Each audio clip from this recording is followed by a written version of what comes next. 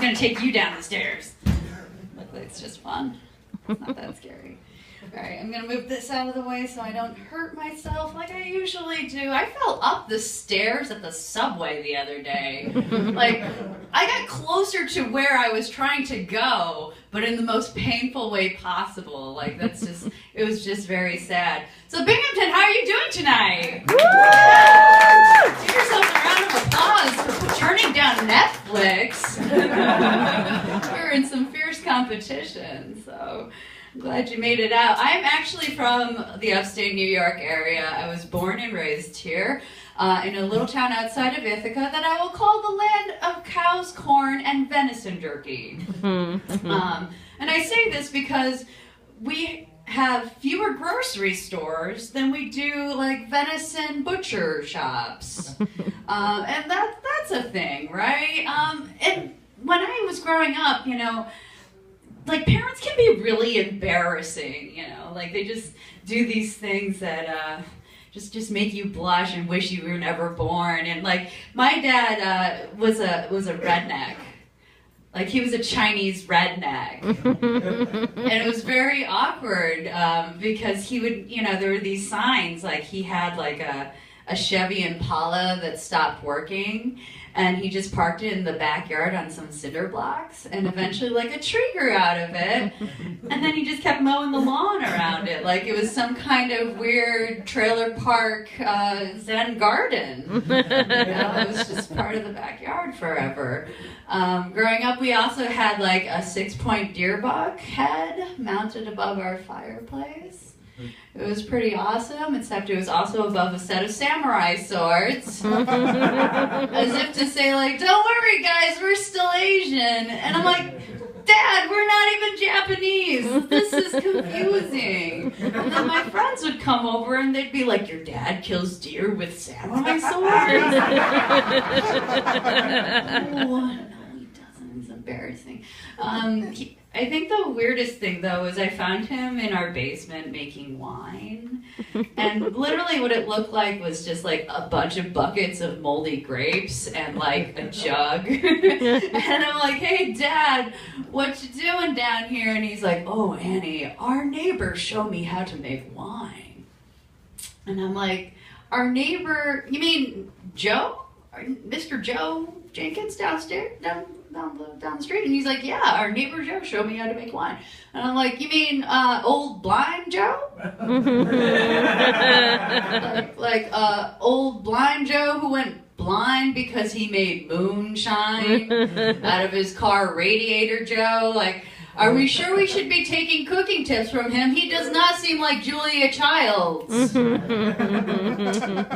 it's weird growing up here. And then, you know, as I have moved down to New York City recently, to Queens, which is one of the most diverse boroughs of New York.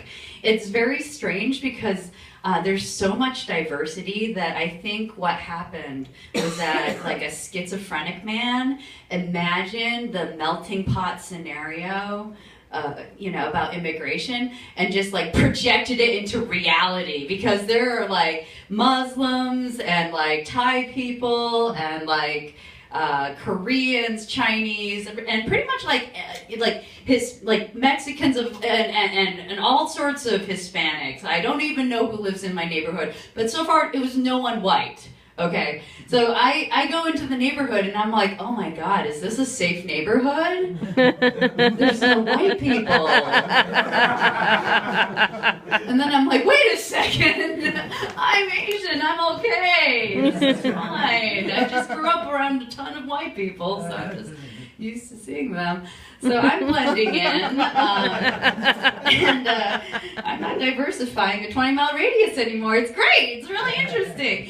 I'm down there, and I learned a few things, like murders happen all the time. That's just New York City, welcome. All right, basically on my second day there, I was going to bed and I heard helicopters and sirens, and I'm like, well, that's a bad sign. Like when you're playing Grand Theft Auto, helicopters mean somebody out there has at least 3 stars over their head. Okay, like there's someone's in trouble. And I go outside to walk the dog. There's police tape everywhere, and there's blood along my sidewalk in front of my apartment. And I'm like, okay, what's going on? And my neighbor, you know, he's upstairs. He's like, he's Pakistani. He's like, oh, you know, it turns out somebody was killed, you know, apparently. Apparently a man had been beaten to death by 7 other men at the end of the street. And I'm like, wow, that's really scary. And he's like, oh, no, this never happened in our neighborhood. This neighborhood is very, very safe. Very, very safe neighborhood. You know, I raised my family here. And I'm like, yeah, but the man just got beaten to death at the end of the street. Like, a man was murdered here. And he's like, well, it's safer than other countries. Well, yeah. I mean, I guess in Pakistan,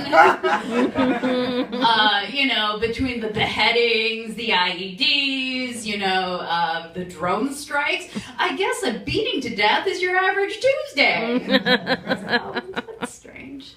You ever accidentally act out a stereotype of your own, like, cultural background? Sir, what's your background? German, Irish. German and Irish? Okay, Irish.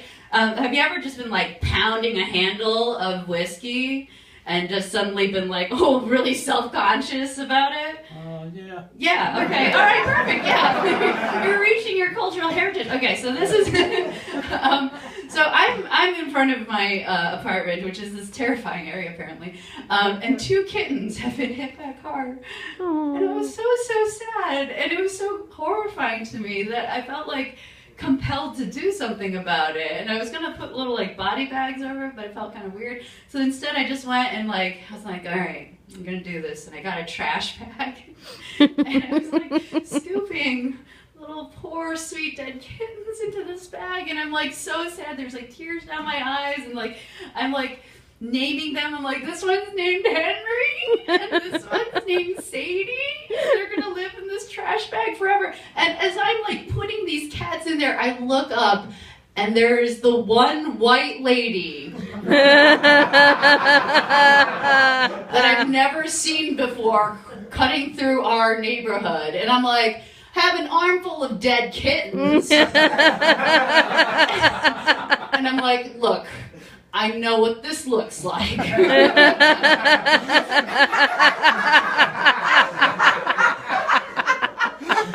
But what I really wanted to say was, baby kitten, good meat.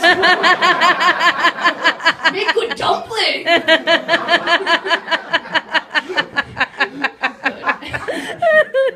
That's just me being cruel.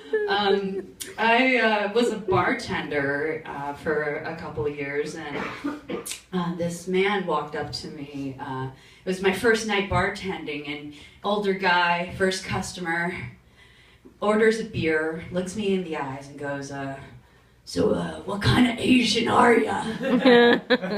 And I'm like, oh no, it's gonna be one of those nights where I have to explain why I'm here. And I'm like, well, actually I was born and raised in upstate New York, but my parents are Taiwanese. And he's like, oh, I love Thai food. And I'm like, well, Taiwan and Thailand are different countries. They're not paying me enough money to teach geography from this side of the bar. And he's like, well, you know, they always ask me. Well, basically, I only ask because I was in Nam. I'm like, oh, okay. You have been to the continent of my people. Continue with this line of questioning. And he's like, yeah, they always ask me how many people I've killed. And I tell them 387. I'm like, 387?